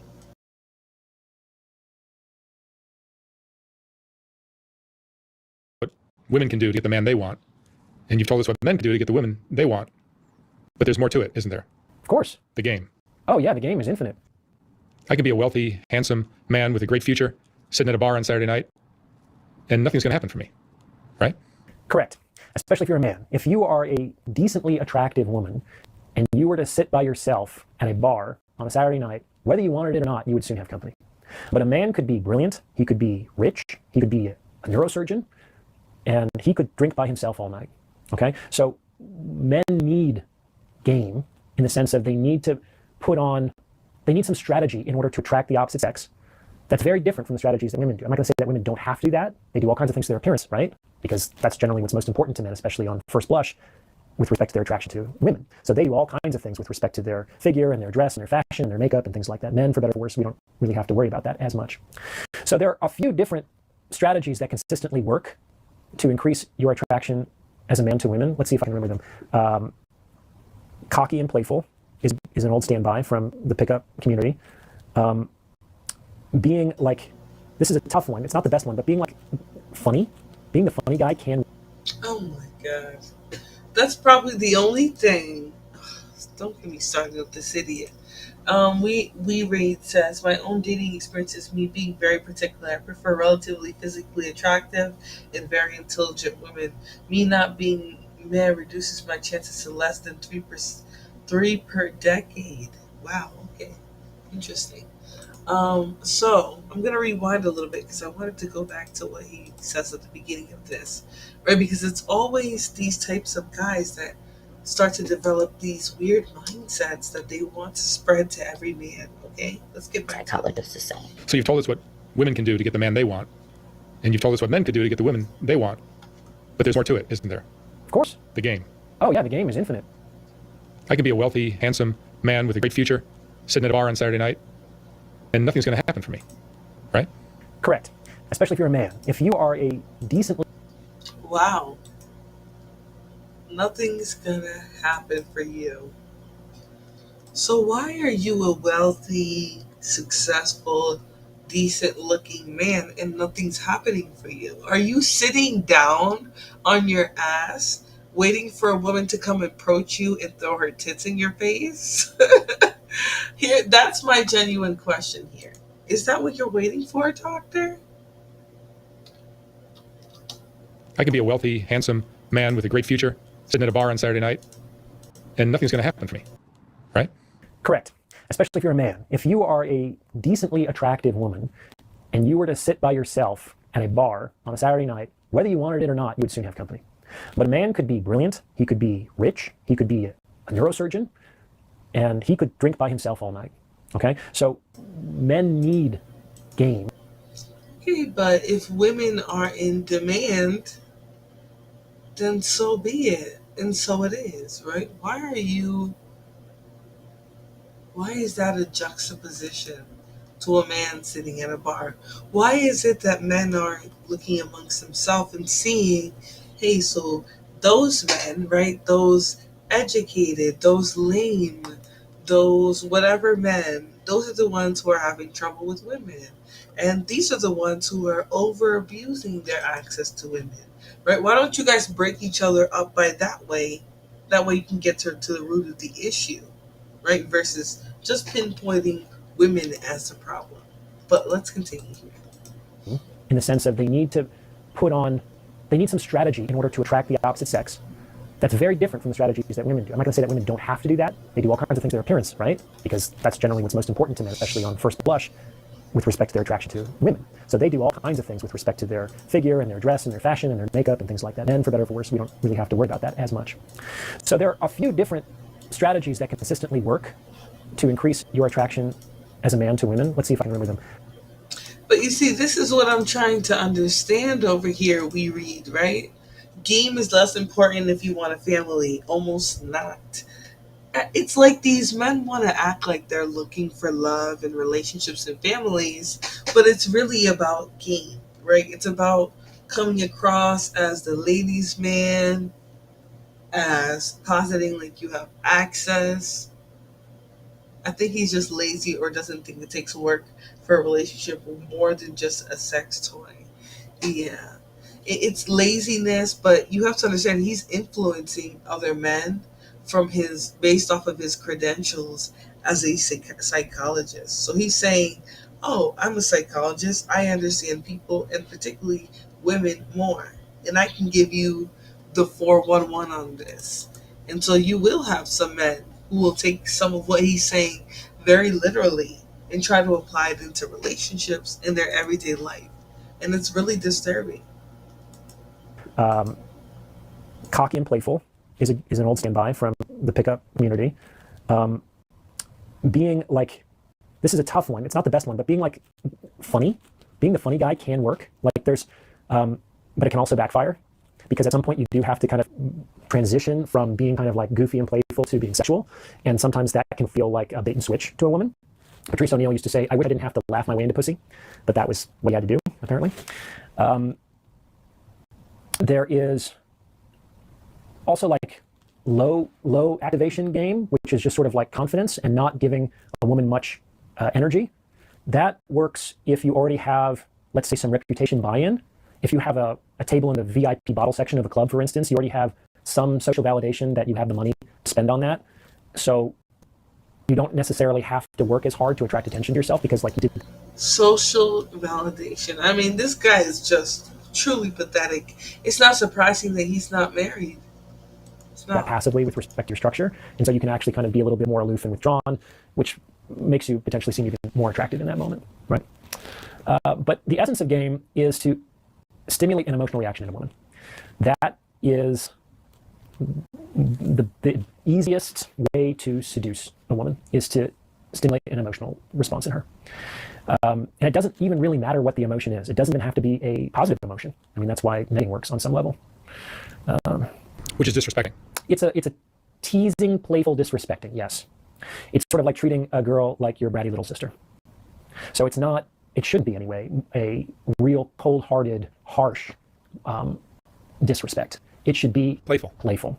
The idea here is that I'm so confident in your presence that I can kind of toy with your beauty that I know will dazzle and stun and petrify other men. It has no effect on me. Confidence goes a long way. Confidence is amazing. So one of the things that a lot of guys don't understand. So I've had a few different careers in my life so far. I used to be an actor, and Gito says, social validation is a thing, though. It's like how fake people come around when they find out you have money. I mean, definitely, but I think if you are a regular person who seeks out like actual, real, meaningful relationships, then you can probably tell when a situation is that of somebody who's fake and coming around for what you have versus a genuine person. So I just think that's kind of null and void there. But all of what he's saying is kind of just a game. It sounds like a big game that's being played, you know? But guys, we're getting towards 2 hours again on this stream. I definitely am going to be coming back and finishing. I have what? 1, 2, 3, 4, 5 videos and actual article that I want to do. So I'm going to come back for a part 3, part tres, okay?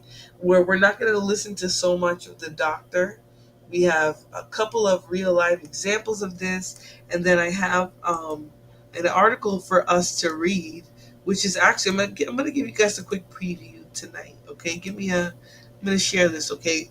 So this is an article by a couple of people who are studying relationships, men, gender, things like that. And the name of this article is What Accounts for Men's Hostile Attitudes Towards Women? The Influence of Hegemonic male role norms and masculine gender role stress. All right, because there truly is a psychology behind all of this. Like, there is a part of this where men are starting to feel like they're on the chopping block. And so because of the society that other men have created, really, because this whole society of the strong man who does everything and takes care of everything, that comes from the patriarch, right? But this article is going to break down where the hostility goes towards women because of those stereotypes and those gender roles that other men generally are putting them into. All right, so I'm going to read the abstract for you guys so you know what we're going to get into. But it says, the study examined masculine gender role stress as a mediator of the relation between adherence to dimensions of hegemonic masculinity and hostility towards women. Among a sample of 338, which, mind you guys, this is a small sample, but among a sample of 338 heterosexual men, results indicated that MGRS, which is male gender role stress, mediated the relation between adherence to the status and anti-femininity norms, but not the toughness norms, and HTW, which is hostility towards women. So they held on to those stereotypes about women that were anti-femininity, anti-woman, but they didn't hold on to the toughness norms, which is interesting because they were still hostile.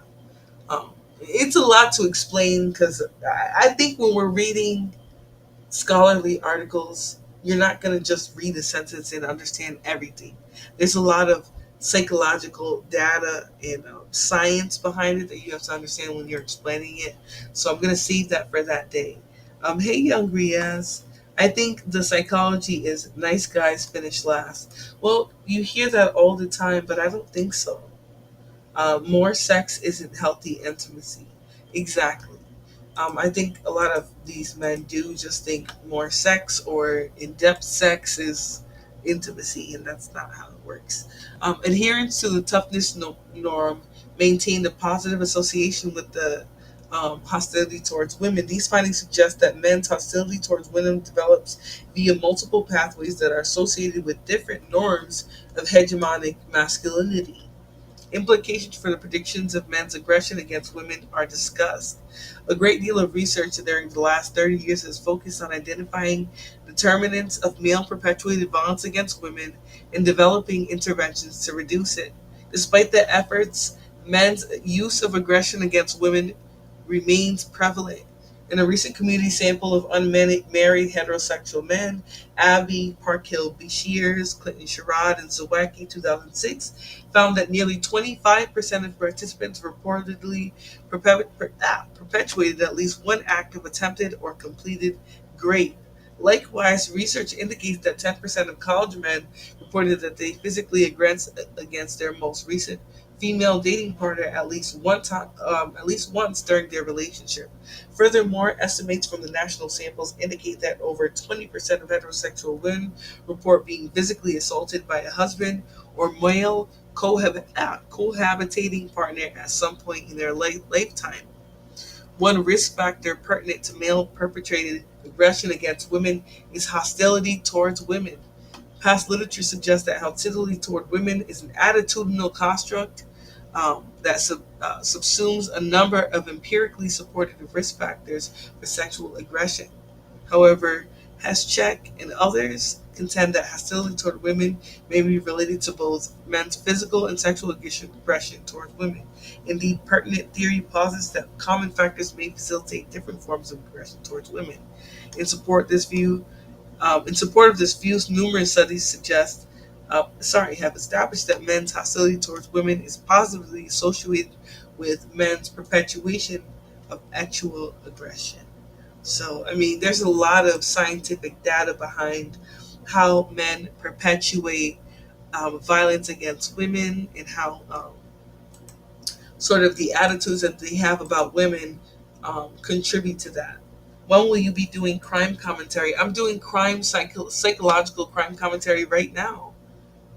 And she love it. What's the problem? What are you not enjoying about what I'm doing?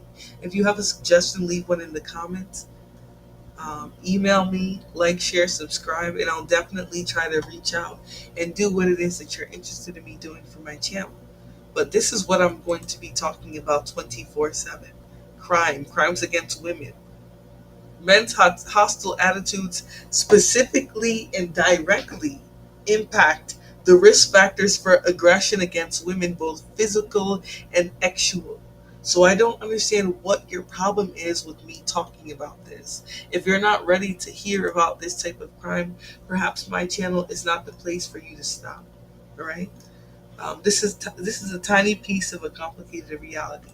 Like I said, this is a very small sample size, but a small sample size in the beginning of research does not indicate that this could be backed by larger data. It's simply the beginning of a conversation. That's what research is. So make sure that you guys do it. Seek it out. Scholarly articles on Google are free as well. You just have to seek them out. There's no reason why you shouldn't understand that this is the data that's out there. That there is aggression and attitude. There's a link between aggression towards women and the attitudes that men hold. Okay, there's a link, and you shouldn't be mad about that link. So, anyways, I'm gonna take off for tonight, but tomorrow I will be back. I'm gonna do the Mamie DSM. Nothing wrong with this study. Yeah, exactly. I think it was just triggering some people in the chat. That's why they're like, when are you going to get back to the crime? When are you going to get back to body cam? Stop talking about what we really do as men. But anyways, yes, I will get back to it.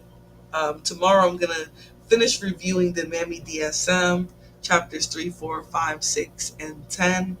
A little bit more about the archetypes, and then we're gonna do another show. Maybe not tomorrow as well, but maybe Wednesday to try and split it up a little bit better. So, anyways, I don't want this